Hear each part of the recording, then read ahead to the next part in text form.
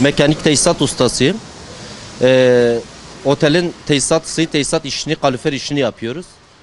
Bu virüsten dolayı durduramadık inşaatı. Çalışıyoruz hala. Yani yapacak bir şey yok. Çalışmasak olmuyor. Çalışmasak hem iş yürümüyor hem biz kazanamıyoruz evde. Yani yemek bekleyen, bizi bekleyenlerimiz var. Onun için mücadele ediyoruz yani. Mecburi burada şu anda çalışıyoruz. Bu virüsten dolayı yine de geliyoruz her şeye rağmen. Ve işimizi yapmaya devam ediyoruz. Ne yapalım? Mecburuz. Herkes evinde otururken biz çalışıyoruz. Bir gün gelmezsek evimize ekmek götüremiyoruz. Mecburi çalışıyoruz. Görüyorsunuz, duvarcı arkadaşımız da çalışıyor. Asansörcü arkadaşımız da çalışıyor. Dış cepheci arkadaşlarımız da çalışıyor. Yani anlayacağın herkes çalışıyor.